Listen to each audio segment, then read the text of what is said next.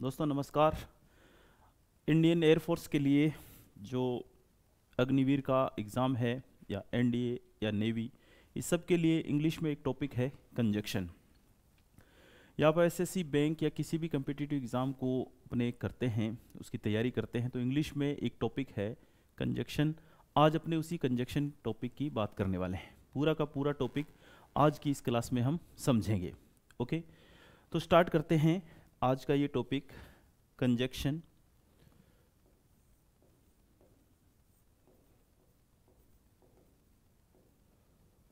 जिसको दोस्तों हिंदी में कहते हैं हम संयोजक शब्द। कंजक्शन यानी कि संयोजक शब्द।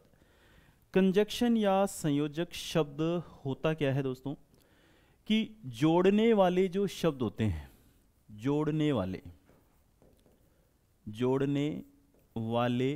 शब्द, जोड़ने वाले शब्दों को हम कंजक्शन कहते हैं, या हिंदी में हम कहते हैं संयोजक शब्द।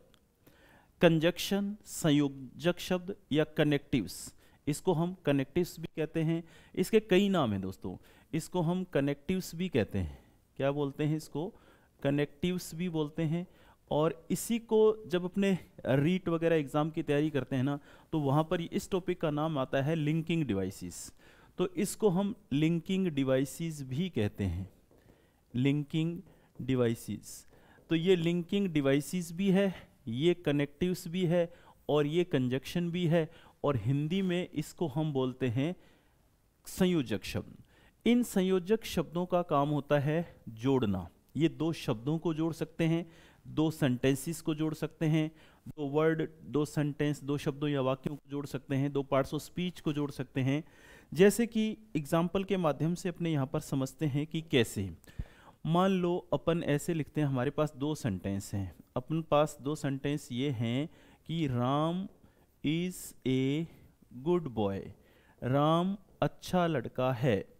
फिर अपन बोलते हैं दूसरा sentence, Shyam is a good boy, Ram is a good boy, Shyam is a good boy. ये अपन पास दो सेंटेंस हैं। अब अपने इन दोनों सेंटेंसेस को मिलाकर एक सेंटेंस बनाना चाहेंगे तो अपन ऐसे बनाएंगे, Ram and Shyam, Ram and Shyam are good boys, Ram और श्याम अच्छे लड़के हैं। तो यहाँ पर एक पार्ट्स ऑफ स्पीच राम है, एक सब्जेक्ट राम है, एक श्याम है, और अपन ने इन दोनों को जिस एंड से जोड़ा है ना, इसी को हम कंजक्शन कहेंगे, इसी को हम कनेक्टिव कहेंगे, इसी को हम लिंकिंग डिवाइस कहेंगे। ये जोड़ने वाला शब्द जो है एंड, यही कंजक्शन है, यही संयोजक शब्द है। इसी तरह हम दूसरा सेंटेंस लिखते हैं कि मान लो अपने कहते हैं कि ही इज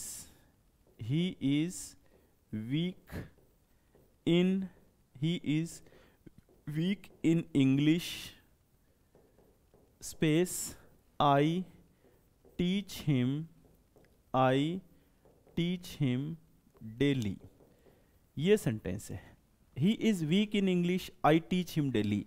वह अंग्रेजी में कमज़ोर है, मैं उसे प्रतिदिन पढ़ाता हूँ।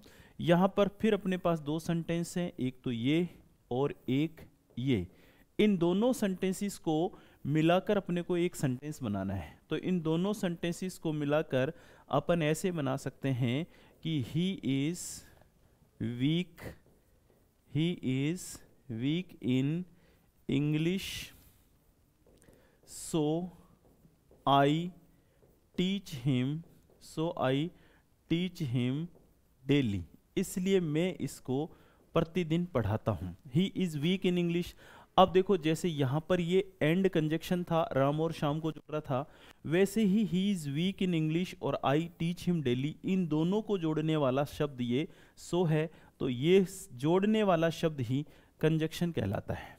ऐसे और भी बहुत सारे उदाहरण से अपने इस बात को समझ सकते हैं। जैसे एग्जाम्पल है कि he is my friend, he is my friend, और दूसरा सेंटेंस है he does not help me, वो मेरी सहायता नहीं करता है। एक सेंटेंस है ही इज़ माई फ्रेंड, दूसरा सेंटेंस है he does not help me. दो सेंटेंस है यहाँ पर कि वो मेरा दोस्त है, वो मेरी सहायता नहीं करता है।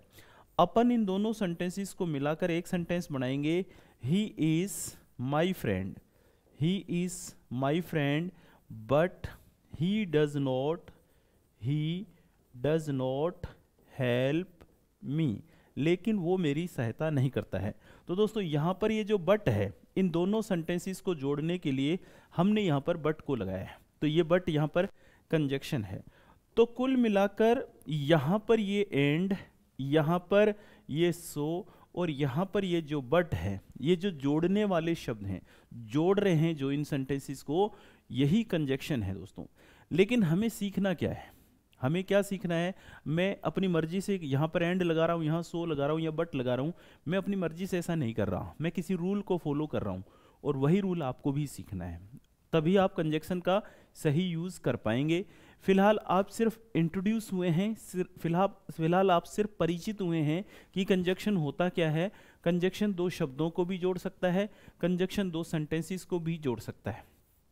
तो दो शब्दों को या दो सेंटेंसेस को जोड़ने वाले शब्द जो होते हैं उन्हीं को कंजक्शन कहते हैं। एंड, सो, बट, ये सब कंजक्शन है। और सिर्फ ये इतने ही नहीं है कि एंड, सो, बट सिर्फ इतने ही नहीं है, बहुत सारे कंजक्शन है। कंजक्शन दो टाइप के होते हैं, तो उन सारे कंजक्शन की अपने बात करेंगे, उन सब का यूज़ की अपनी बात करेंगे। फिलहाल आपने सिर्फ ये समझे हैं कि संयोजक होता क्या है। संयोजक जोड़ने वाले शब्द होते हैं। संयोजक क्या होते हैं? जोड़ने वाले शब्द होते हैं, यही कनेक्टिव्स हैं, यही लिंकिंग डिवाइस हैं, इन्हीं को कंजक्शन कहा जाता है। अब आपको जब ये बात समझ में आ गई तो इनका काम क्या है, अभी तो मैंने सिर्फ आपको काम बताया है कि इनका काम क्या है।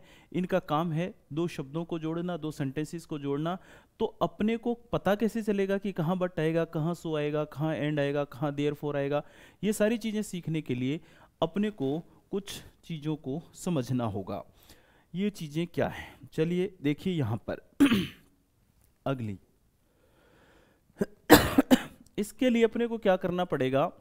ये जो कंजक्शन है ये होते कितने प्रकार के हैं कंजक्शन? तो दोस्तों ये दो प्रकार के होते हैं। एक तो होते हैं कोरिलेटिव। कोरिलेटिव, इसको आप ऐसे समझिए,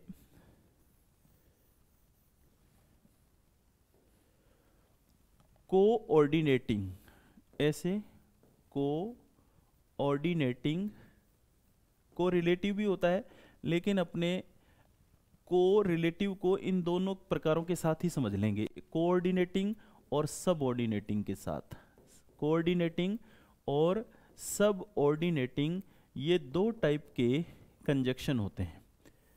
कोरिलेटिव भी होता है, लेकिन मैं उसको इसी के अंदर ही बता दूंगा, उसको अलग से बताने की आवश्यकता नहीं है।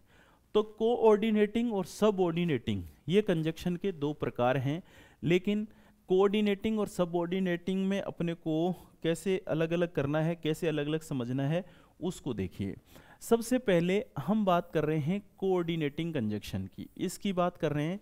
तो ये चार टाइप के होते हैं। पहले प्रकार में आता है and, both and, not only और बट आल्सो, ठीक है। और सेकंड प्रकार में आता है बट, येट, स्टिल और हाउएवर, ये कंजक्शन। तीसरे प्रकार में आता है सो और देयरफॉर। चौथे प्रकार में आएगा आइदर और, नाइदर, नोर, अकेला और अदरवाइज। ये जो हैं ये चारों प्रकार, फर्स्ट, सेकंड, थर्ड और फोर्थ, ये कोऑर्डिनेटिंग कंजक्शन होते हैं। लेकिन इनमें से कहाँ बट का यूज होता है, कहाँ सो का यूज होता है, कहाँ देयरफॉर का, कहाँ नॉट ओनली बट आल्सो का, कहाँ बोथ एंड का, इसको अपने को सीखना है। बस आप ये चीज सीख गए तो आपको ये पूरा टॉपिक समझ में आ जाएगा। फिर चाहे वो फिल इन द ब्लैंक्स का क्वेश्चन हो, चाहे वो एरर का क्वेश्चन हो, कंजक्शन का क्वेश्चन आपका गलत नहीं होगा। आपको ये समझना है कि ये and, both and, not only, but also का यूज होता कहाँ है। आपको ये समझना है कि बट, येट, स्टिल, हावेवर का यूज होता कहाँ है। आपको ये समझना है कि सो और देयरफॉर का यूज करना कहाँ है और इनका यूज कहाँ करना है। इसको समझने के लिए मैं आपको बता दूं कि अगर आपको and, both and, not only, but also का यूज करना है, एक और भी होता है दोस्तों इसमें, एज वेल एज, एक और ऐड करते हैं इसमें, एक एज वेल एज भी होता है। इन कंजक्शन का प्रयोग करना कहाँ होता है, दो कथनों को जोड़ने के लिए, दो कथनों को जोड़ना। और दो कथन होते कौन से हैं, कथन किसको कहते हैं, कथन का मतलब स्टेटमेंट। दो स्टेटमेंट्स को जोड़ने के लिए इनका यूज किया जाता है। और बट, येट, स्टिल, हावेवर, इसका यूज कहाँ किया जाता है, दो विरोधी बातों को जोड़ना, दो विरोधी बातों को जोड़ना, बातों को जोड़ना, दो ऑपोजिट बातों को जोड़ना। विरोधी का अर्थ है ऑपोजिट।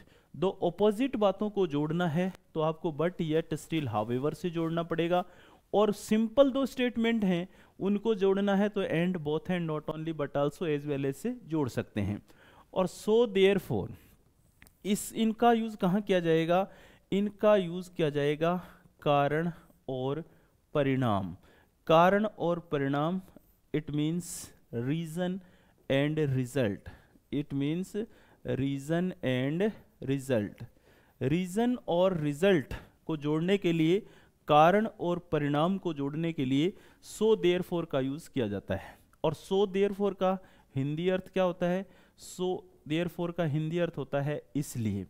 इसी तरह एंड का अर्थ अपने को पता है, बोथ एंड, दोनों, नॉट ओनली, बट आल्सो, ना केवल बल्कि भी, एज वेल एज, जैसे ही। बट, लेकिन, येट, स्टिल और हावेवर, इन तीनों का एक ही अर्थ होता है, तो भी, फिर भी। और सो देयरफॉर का अर्थ होता है इसलिए। और आइदर और, नाइदर और, आइदर और का अर्थ होता है या तो या, नाइदर नोर का अर्थ होता है ना तो ना, और का अर्थ होता है या, और अदरवाइज का अर्थ होता है अन्यथा। अब जैसे अपने को पता चला कि and, both and, not only, but also, as well as, इन सब का यूज, इन सारी कंजक्शंस का यूज दो कथनों को जोड़ने के लिए, अर्थात दो स्टेटमेंट्स को जोड़ने के लिए किया जाता है और कहीं भी नहीं किया जाता। और ये बट, येट, स्टिल, हावेवर, इनका यूज हमेशा दो ऑपोजिट बातों को जोड़ने के लिए ही किया जाएगा, दो विरोधी बातों को जोड़ने के लिए ही किया जाएगा। और जो सो देयरफॉर है, जिसका अर्थ होता है इसलिए, इनका यूज सिर्फ रीजन और रिजल्ट बताने के लिए होता है, कारण और परिणाम को बताने के लिए किया जाता है। आइदर और, नाइदर नोर, और अदरवाइज, इनका प्रयोग जो होता है ये चॉइस बताने के लिए होता है, अर्थात विकल्पों में से चुनने की बात हो तो अपन इसका यूज कर सकते हैं। किसका, आइदर और, नाइदर और नोर और अदरवाइज, इनका use.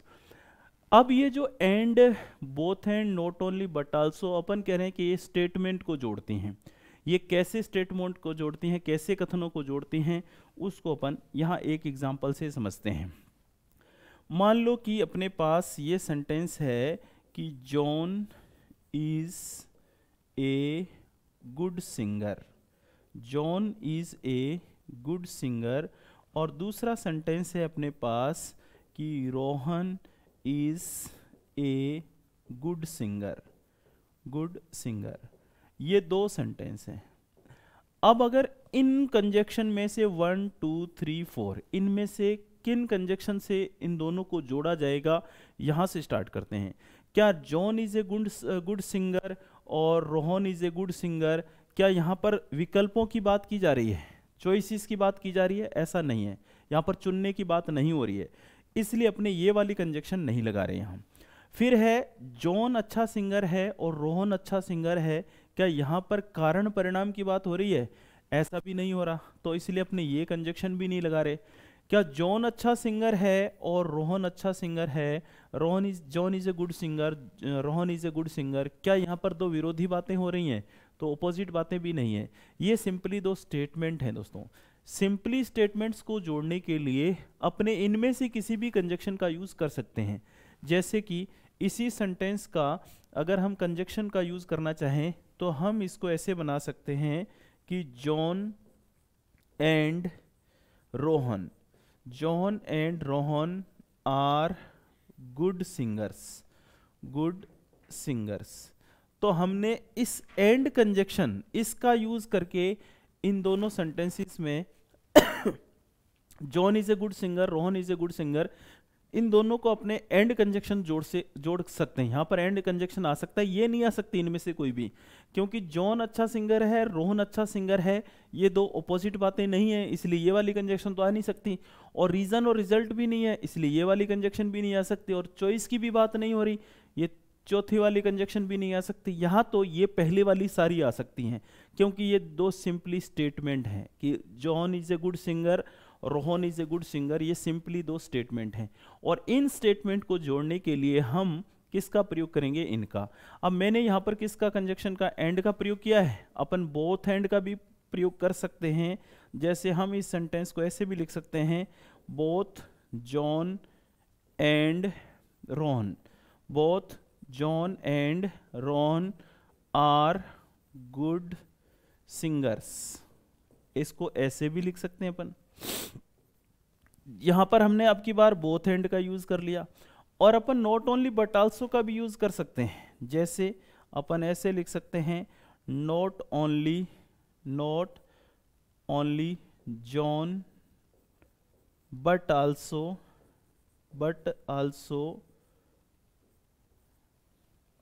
Rohan is good player, good singer, या जो भी है। तो अपने नॉट ओनली बट आल्सो का भी प्रयोग कर सकते हो, यूज कर सकते हो, और एज वेल एज का भी यूज कर सकते हो, इसका भी यूज कर सकते हो। अपने कैसे लिख सकते हैं, John as well as Sohan is a good boy, ऐसा भी कर सकते हैं। ठीक है, तो यहां पर दो सिंपली स्टेटमेंट थे, John is a good boy, Rohan is a good boy. तो इन दोनों को जोड़ने के लिए हमने इन पूरी कंजक्शन में से किसी का भी प्रयोग कर सकते हैं, क्योंकि हमारे पास सिंपली दो स्टेटमेंट हैं, हमारे पास सिंपली दो कथन हैं।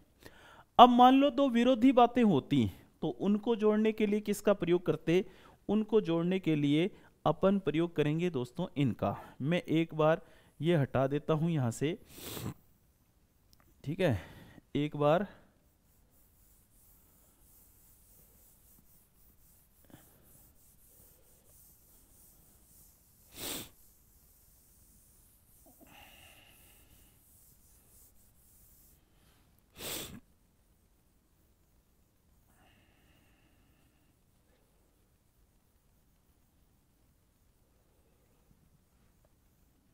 अब देखिए नेक्स्ट एग्जांपल देखिए, जहां पर अपने इन कंजक्शन का यूज करने वाले हैं।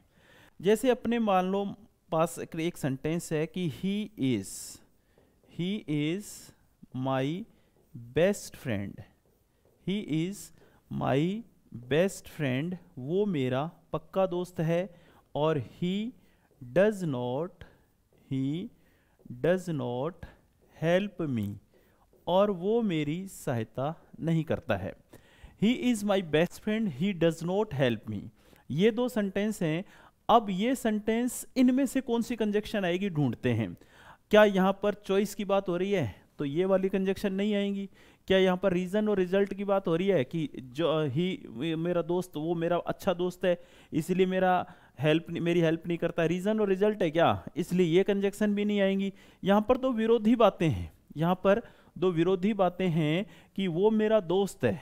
मैं एक तरफ तो मैं बोल रहा हूं कि वो मेरा दोस्त है, दूसरी तरफ मैं कहता हूं कि वो मेरी सहायता नहीं करता है। इसका मतलब ये अपोजिट बातें हो गई, और अपोजिट बातों को जोड़ने के लिए हम कंजक्शन किसका प्रयोग करेंगे, इन कंजक्शन का। तो अपन कैसे लिखेंगे, he is my best friend, he is my best friend, but he does not help me. तो यहां पर बट कंजक्शन का यूज हो सकता है। क्यों बट का हो सकता है, क्योंकि ये दो अपोजिट बातें। और सिर्फ बच्चों बट ही नहीं, अपन येट, स्टिल, हाउएवर, इनमें से किसी का भी प्रयोग कर सकते हैं। He is my best friend yet he does not help me, he is my best friend however he does not help me. तो आप इनमें से किसी भी कंजक्शन का यूज करें, क्योंकि ये दो ऑपोजिट बातें हैं। ऑपोजिट बातों को जोड़ने के लिए हम बट येट स्टिल हाउएवर का यूज कर सकते हैं, और जो सिंपली दो स्टेटमेंट होते हैं उनको जोड़ने के लिए अपने both and, not only but also, as well as का यूज कर सकते हैं। अब देखिए ये सो देयरफॉर का प्रयोग कहाँ किया जाएगा, सो और देयरफॉर का, इसको अपने भी एक एग्जाम्पल से समझते हैं। जैसे एग्जाम्पल ये है कि ही वॉज लेट, वो देरी से था, और टीचर स्कोल्डेड हिम, वो देरी से था, टीचर ने उसे डांटा। अब वो देरी से था ये तो था रीजन, और टीचर ने उसे डांटा ये था रिजल्ट, और रीजन और रिजल्ट को बताने के लिए कंजक्शन आती हैं सो और देयरफॉर। साफ है, स्पष्ट है कि रीजन और रिजल्ट को बताने के लिए, कारण और परिणाम को बताने के लिए कंजक्शन आती हैं या तो सो या देयरफॉर। दोनों का अर्थ क्या होता है, इसलिए। तो हम इन दोनों सेंटेंसेस को मिलाकर ऐसे बना सकते हैं कि ही वॉज लेट, वो देरी से था, सो टीचर स्कोल्डेड हिम, इसलिए टीचर ने उसे डांटा। तो दोस्तों हमने यहाँ पर सो कंजक्शन का यूज किया है। क्यों किया है, क्योंकि यहाँ पर रीजन और रिजल्ट है, क्योंकि यहाँ पर कारण और परिणाम है। लेट होना तो कारण था और टीचर का डांटना उसका परिणाम था। यहाँ कोई दो अपोजिट बातें नहीं थी, इसलिए हमने बट येट स्टिल हाउएवर नहीं लगाया। ये कोई दो सिंपली स्टेटमेंट नहीं थे जिसके कारण हमने ये वाली कंजक्शन नहीं लगाई, पहले वाली। और यहाँ पर कोई चॉइस की बात नहीं हो रही थी, इसलिए हमने आइदर और नाइदर नोर का प्रयोग भी नहीं किया है। अब अपने और समझते हैं लास्ट कंजक्शन का यूज, समझते हैं अपने लास्ट कंजक्शन का कैसे यूज होता है।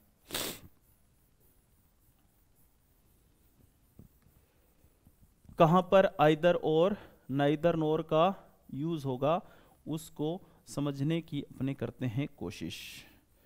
तो उम्मीद है आपको यहां तक समझ में आ गया होगा, और अगर आपको इसमें भी कोई भी डाउट हो रहा है तो आप कमेंट करके बताएं, तो आपके डाउट को तुरंत जो है सोल्व कर लिया जाएगा।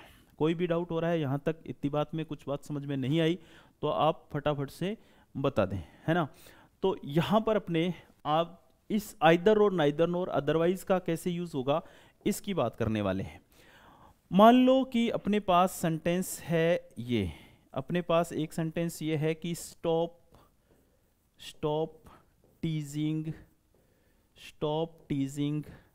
गर्ल्स, एक सेंटेंस ये है। दूसरा है you have to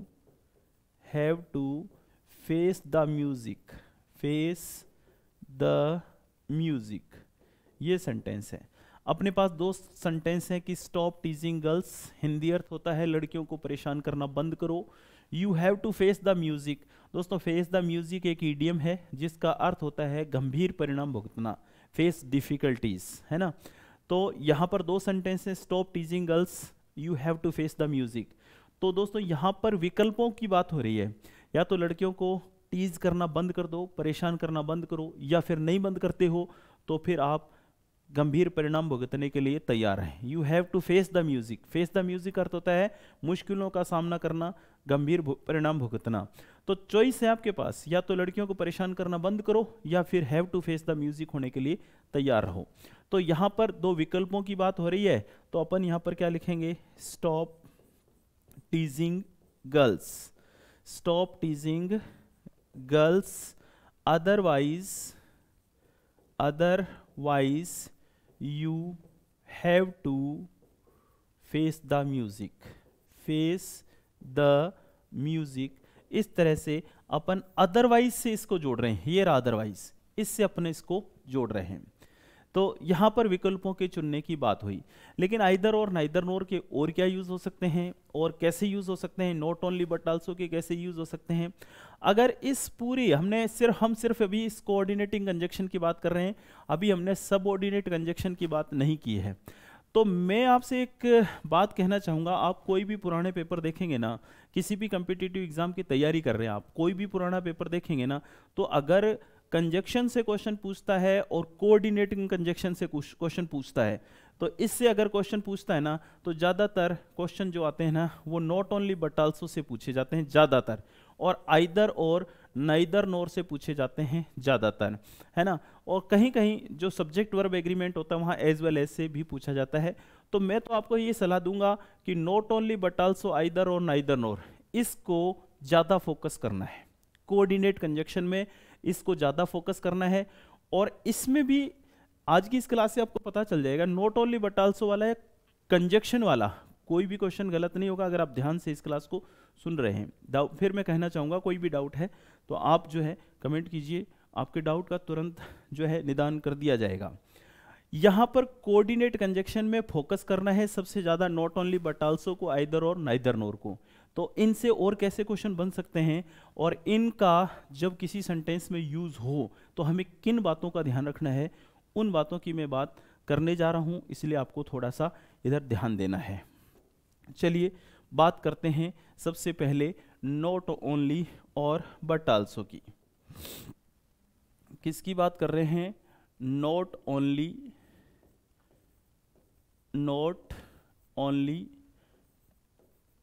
but also. Not only but also say किस टाइप के क्वेश्चन पूछे जाते हैं, इसकी बात अपन यहाँ पर करेंगे।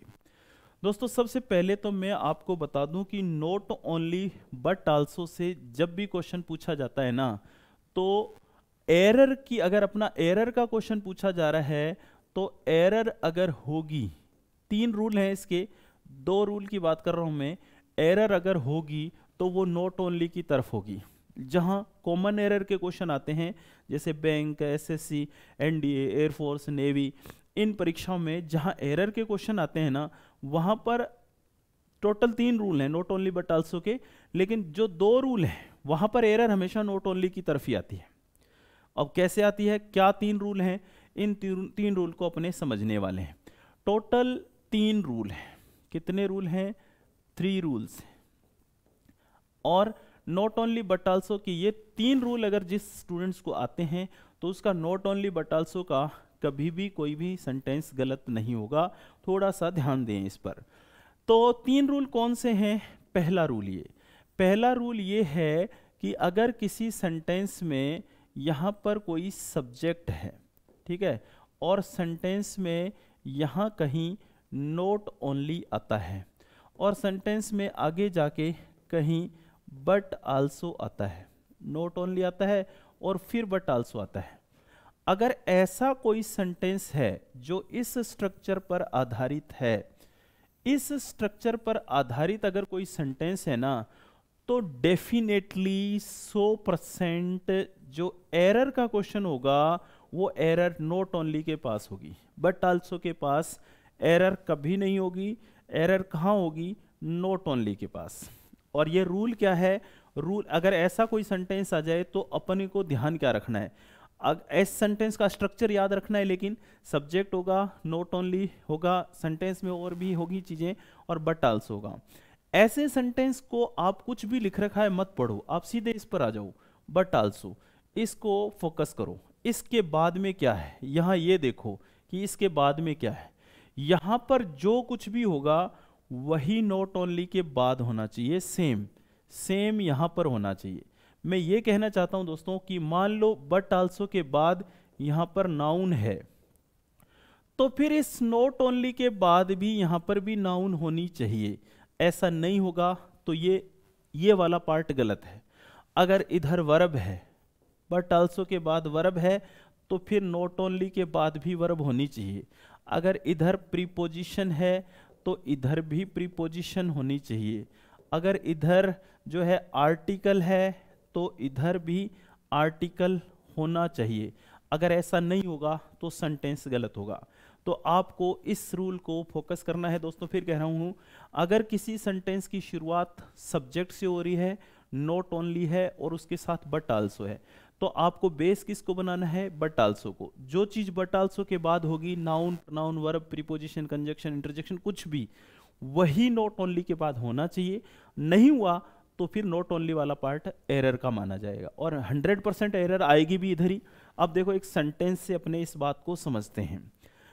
मान लो कि हमारे पास ये सेंटेंस है कि she has not only A pen but also has a book. और ये कोई एरर का क्वेश्चन है, ठीक है, और ये इसका ए पार्ट है और ये इसका बी पार्ट है और ये इसका सी पार्ट है और ये लास्ट वाला इसका डी पार्ट है। ये सेंटेंस है, she has not only A pen but also has a book. उसके पास ना केवल एक पेन बल्कि एक पुस्तक भी है। अब दोस्तों इस स्ट्रक्चर पर ही है ये सेंटेंस। सबसे पहले सब्जेक्ट होना चाहिए, तो शी सब्जेक्ट है, फिर सेंटेंस में नॉट ओनली भी है और फिर सेंटेंस में बट आल्सो भी है। इस सेंटेंस में एरर क्या है ये अपने को फाइंड आउट करना है। तो मैंने आपको बताया ना, आप फोकस करो किस पे, बट आल्सो को। देखो बट आल्सो के बाद क्या है, हैज तो एक वर्ब होती है दोस्तों, तो नॉट ओनली के बाद भी वर्ब होनी चाहिए। अगर नहीं हुई तो सेंटेंस में एरर होगी नॉट ओनली की तरफ। लेकिन हमने यहाँ पर देखा नॉट ओनली के बाद तो ए तो आर्टिकल होता है, यहाँ पर आर्टिकल आ रहा है, जबकि बट आल्सो के बाद वर्ब आ रही है, तो इसके बाद भी वर्ब आनी चाहिए। तो ये दोस्तों ए पार्ट में एरर है, यहाँ पर हमारा आंसर होगा ए। क्यों? क्योंकि बट आल्सो के बाद वर्ब है तो इसके बाद भी वर्ब आनी चाहिए थी, लेकिन नहीं आ रही है, तो ये सेंटेंस में एरर होगी। इसकी सही जगह कहाँ पर है? इसकी सही जगह यहाँ पर है। अगर नॉट ओनली यहाँ होता तो इसके बाद क्या होता? हैज, और बट आल्सो के बाद भी क्या है? हैज, तो फिर ये सही हो जाता। तो फिर ये सेंटेंस ऐसे होना चाहिए था, she not only has a pen but also has a book. उम्मीद है बात समझ में आ गई होगी कि क्या कॉन्सेप्ट लगाया हमने यहाँ पर। मैं फिर आपको कहूँ कि अगर नॉट ओनली बट आल्सो वाला सेंटेंस है, टोटल 3 रूल बताऊंगा मैं आपको, 3, और जिसमें से 2 रूल ऐसे हैं जहाँ पर एरर होगी तो नॉट ओनली की तरफ ही होगी, और जो एक रूल है वो थोड़ा सा अलग है उससे, उसमें बट आल्सो की तरफ एरर होती है। तो पहला रूल ये है कि आपको देखना है कि अगर किसी सेंटेंस में कोई सब्जेक्ट है, नॉट ओनली है, बट आल्सो है, आपको बेस बनाना है बट आल्सो को। ये चेक करना है कि बट आल्सो के बाद क्या है, जो बट आल्सो के बाद वही है, parts of speech, noun, pronoun, verb, preposition, conjunction, जो भी, वही नॉट ओनली के बाद होना चाहिए। लेकिन ऐसा होता नहीं है, नॉट ओनली हमेशा गलत होता है, नोट एरर जो होती है वो हमेशा नॉट ओनली की तरफ होती है। इस बात का आपको ध्यान रखना है। जैसा कि यहाँ पर इस क्वेश्चन से ही स्पष्ट हो रहा है कि यहाँ पर बट आल्सो के बाद हैज है जो कि वर्ब है, नॉट ओनली के बाद भी वर्ब होनी चाहिए थे लेकिन आर्टिकल है, नॉट ओनली की सही जगह यहाँ पर होगी तो इसके बाद वर्ब आ जाएगी। ठीक है, एक रूल तो ये याद रखना है स्टूडेंट्स। और दूसरा रूल क्या है? दूसरे रूल की बात करते हैं। सेकेंड रूल ये है दोस्तों, नॉट ओनली बट आल्सो की ही बात कर रहे हैं हम अभी भी। Not only but also, not only का सेकेंड रूल ये है कि अगर सेंटेंस की शुरुआत नॉट ओनली से हो, ठीक है, और उसके बाद यहां पर हेल्पिंग वर्ब हो और उसके बाद यहां पर सब्जेक्ट हो और आगे जाके सेंटेंस में बट आल्सो भी हो, अगर इस स्ट्रक्चर पर सेंटेंस है, शुरुआत किससे हो रही है? नॉट ओनली से, फिर हेल्पिंग वर्ब है और फिर सब्जेक्ट है, तो दोस्तों ये पहली बात, ये दूसरी बात और ये तीसरी बात, अगर ये तीन चीजें क्रमबद्ध रूप से पड़ी हैं, not only, helping verb, subject, तो ये सेंटेंस हमेशा नो एरर वाला होगा। इस सेंटेंस में कोई भी एरर नहीं होगी, इस सेंटेंस का आंसर हमेशा नो एरर होगा। अब आपको यह चेक करने की आवश्यकता नहीं है कि बट आल्सो के बाद क्या है। पहले वाले रूल में तो आपने देखा था कि बट आल्सो के बाद क्या है। देखो यहां पर हमने इस रूल में देखा था कि अगर सेंटेंस की शुरुआत सब्जेक्ट से होती है, नॉट ओनली बट आल्सो है, तो बट आल्सो को बेस बनाते हैं। लेकिन जिस रूल की अपने अब बात करने वाले हैं, ये वाला, इसमें सब्जेक्ट नहीं है, इसकी शुरुआत ही नॉट ओनली से हो रही है। नॉट ओनली से शुरुआत होगी, हेल्पिंग वर्ब होगी, सब्जेक्ट होगी, ये 3 बातें अगर सही हैं तो हमारा पूरा का पूरा सेंटेंस सही माना जाएगा। एग्जाम्पल से समझने की कोशिश करते हैं। मान लो कि ये सेंटेंस है, not only not only has she a pen but also she has a book, और no error। ये सेंटेंस है, इसका ये ए पार्ट है, ये इसका बी पार्ट है, ये इसका सी पार्ट है और ये डी। तो दोस्तों देखो यहाँ पर इस सेंटेंस की शुरुआत किससे हो रही है? नॉट ओनली से, ठीक है। उसके बाद क्या आ रहा है? Helping verb. उसके बाद क्या आ रहा है? सब्जेक्ट। तो बस आगे पढ़ने की आवश्यकता ही नहीं है, ये सेंटेंस हमेशा करेक्ट होगा, इस सेंटेंस में कोई भी एरर नहीं होगी। ये कॉन्सेप्ट नंबर 2 है नॉट ओनली बट आल्सो का।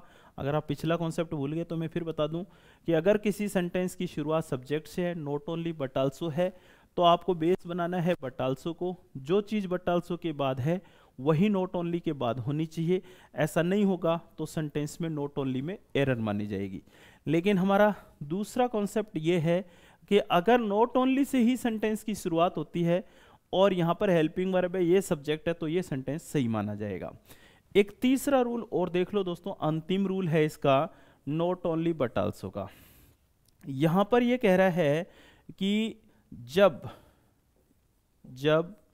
दो सब्जेक्ट्स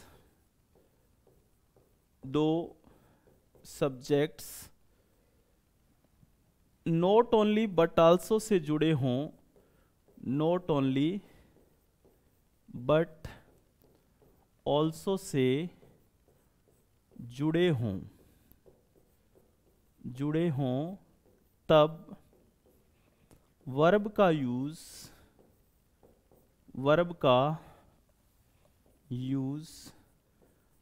पास वाले सब्जेक्ट के अनुसार होता है। पास वाले सब्जेक्ट के अनुसार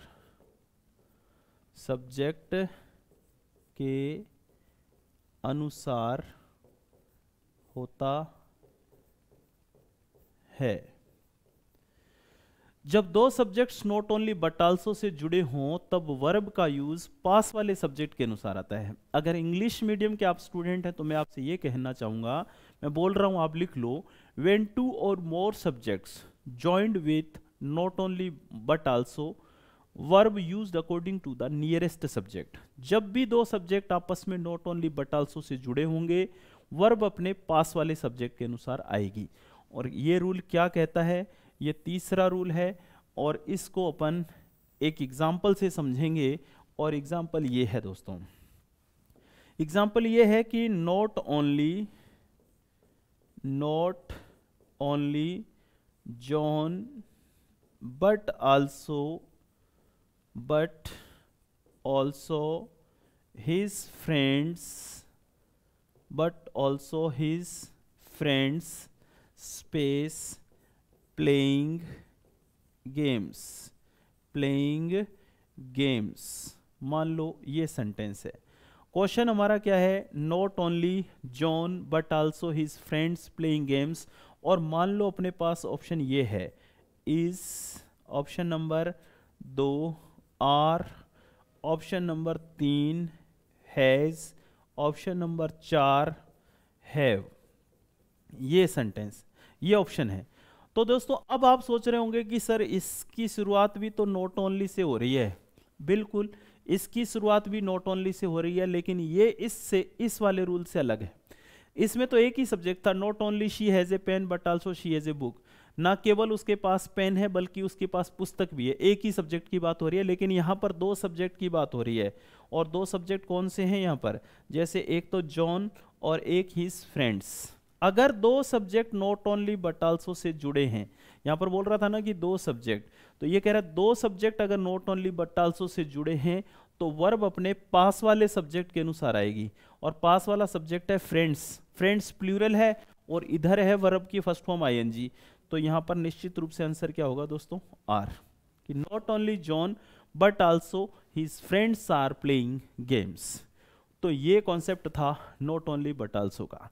कैसा लगा कमेंट करके जरूर बताना है। चैनल को सब्सक्राइब करना है। नागियाज लर्निंग अड्डा। ठीक है दोस्तों, बहुत शानदार वीडियो, बहुत शानदार क्लासें आपको यहाँ पर मिलेंगी ऑल कम्पिटिटिव एग्जाम्स के लिए। इंग्लिश की कोई भी समस्या आपको नहीं होने वाली। फिर भी किसी भी टॉपिक में कोई भी डाउट हो आप कमेंट कीजिए फटाफट, ठीक है।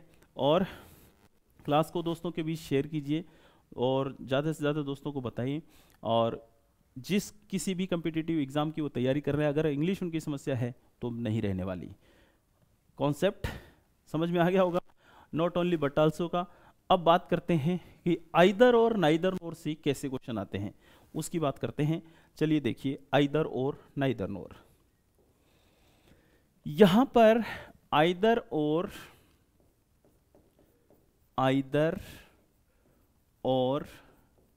या नाइदर नोर, आइदर और या नाइदर नोर की बात करते हैं। आइदर और का अर्थ तो होता है या तो या,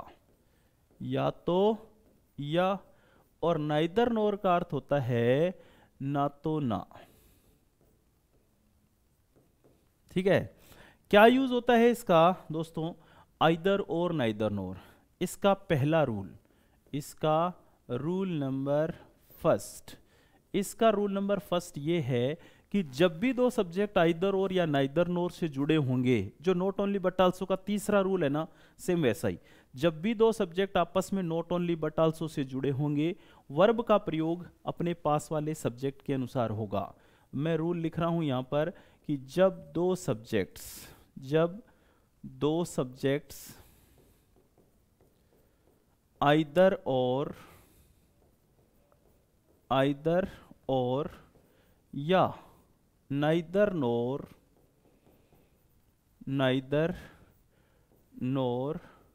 या खाली और से जुड़े हों तब वर्ब का यूज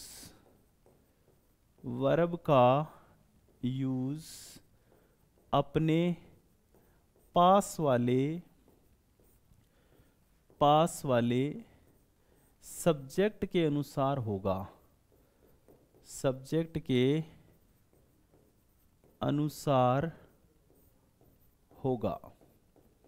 ये रूल है दोस्तों। जब दो सब्जेक्ट आइदर और नाइदर नोर या और से जुड़े होंगे तो वर्ब का प्रयोग अपने पास वाले सब्जेक्ट के अनुसार होगा। कैसे होगा, एग्जाम्पल से समझते हैं। जैसे अपने कहते हैं आइदर शी और हर सन्स स्पेस लेजी। ठीक है, ये क्वेश्चन है अपना, और अपने पास चार ऑप्शन हैं। ऑप्शन नंबर फर्स्ट है इज, ऑप्शन नंबर बी है आर, ऑप्शन नंबर सी है हैज, ऑप्शन नंबर डी है हैव। ठीक है, आइदर शी और हर सन्स लेजी, या तो वह या उसके लड़के आलसी हैं। दो सब्जेक्ट हैं, एक तो शी और एक है हर सन्स, और दोनों सब्जेक्ट आइदर और से जुड़े हुए हैं। और जब भी दो सब्जेक्ट आपस में आइदर और या नाइदर नोर से जुड़े होते हैं, वर्ब अपने पास वाले सब्जेक्ट के अनुसार आएगी, इसके अनुसार आएगी। तो सन्स प्लूरल हैं, तो आंसर क्या होगा, आर। आइदर शी और हर सन्स आर लेजी, या तो वह या उसके पुत्र आलसी हैं। अब कई बच्चे सोच रहे हैं हैव क्यों नहीं आएगा, हैव भी तो प्लूरल है। तो हैव के साथ दोस्तों वर्ब भी चाहिए थर्ड फॉर्म, तो यहाँ पर थर्ड फॉर्म नहीं है। लेजी आलसी एक एडजेक्टिव है, अपने यहाँ पर आर का प्रयोग करेंगे। ठीक है, एक और एग्जाम्पल समझ लेते हैं। दूसरा एग्जाम्पल ये है कि नाइदर प्रिंसिपल, या ऐसे लिखते हैं नाइदर टीचर्स नोर प्रिंसिपल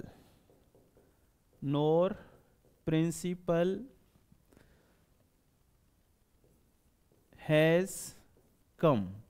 मान लो ये कोई एरर का क्वेश्चन है, ये इसका ए पार्ट है, ये इसका बी पार्ट है, ये इसका सी पार्ट है, और ये इसका डी पार्ट है। Neither teacher nor principal has come. अब यहाँ पर देखो दोस्तों, नाइदर नोर का प्रयोग हो रहा है, दो सब्जेक्ट हैं टीचर्स और प्रिंसिपल। टीचर्स तो प्लूरल है और प्रिंसिपल सिंगुलर है, और जब भी दो सब्जेक्ट आपस में not only but also say जुड़े होंगे, वर्ब अपने नियरेस्ट सब्जेक्ट के अकॉर्डिंग आएगा। तो प्रिंसिपल तो सिंगुलर है, तो ये वर्ब भी सिंगुलर है, इसलिए इस सेंटेंस में कोई एरर नहीं है। ऐसा ही और के साथ भी होता है, मैंने लास्ट में लिखा है और। अगर दो सब्जेक्ट और से जुड़े होते हैं ना, तब भी ऐसा ही होता है। और वाला एग्जाम्पल भी देख लेते हैं। मान लो कि अपने पास ये सेंटेंस है, जॉन और his friends are, सॉरी यहाँ पर आर नहीं, जॉन और his friends completed this work, ये सेंटेंस है। तो यहां पर मान लो अपने पास ऑप्शन होता हैज, और ऑप्शन होता हैव, ऑप्शन होता डू, ऑप्शन होता डज का। तो दोस्तों यहां पर क्या आता, तो यहां पर कंप्लीटेड वर्ब की थर्ड फॉर्म है, इसलिए ये दोनों तो आ नहीं सकते, डू और डज आएगा। तो या तो हैज या हैव, इन दोनों में से कौन सा आएगा।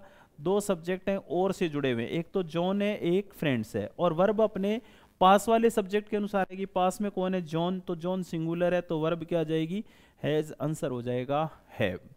तो यहां पर दोस्तों कोऑर्डिनेट कंजक्शन से संबंधित हमारे जो रूल हैं वो क्लियर होते हैं।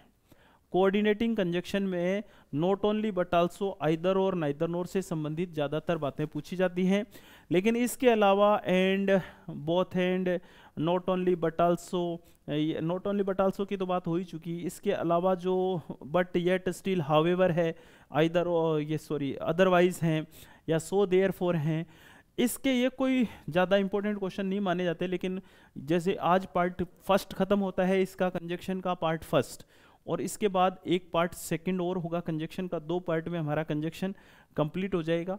आज की इस क्लास में तो हमने कोऑर्डिनेट कंजक्शन को पढ़ा है, कल की क्लास जो होगी वो उसमें सबऑर्डिनेट कंजक्शन को पढ़ेंगे। और जब ये दोनों ही पार्ट खत्म हो जाएंगे, तो पिछली शिक्षक भर्ती परीक्षा हो, या एसएससी परीक्षा हो, या बैंक की कोई परीक्षा हो, या इंडियन एयरफोर्स नेवी, कोई भी परीक्षा हो, कंजक्शन से कैसे क्वेश्चन पूछे गए हैं उन क्वेश्चन को अपने एमसीक्यू रूप में करेंगे। तो हमारा फंडा ये रहेगा कि हम प्रत्येक टॉपिक को पढ़ेंगे, उसके 1, 2, 3 पार्ट जितने में भी वो होगा, जितना इजीली आपको समझ में आ जाए उतने पार्ट्स में उस टॉपिक को ख़त्म करेंगे, और जैसे ही वो टॉपिक ख़त्म होगा फिर उसके एमसीक्यू करेंगे, उसके क्वेश्चन निकालेंगे, उससे हमें पता चल जाएगा कि हमारी तैयारी कैसी रहेगी। ठीक है, तो चैनल को सब्सक्राइब करें, वीडियो को लाइक करें, दोस्तों को बताएं। नमस्कार।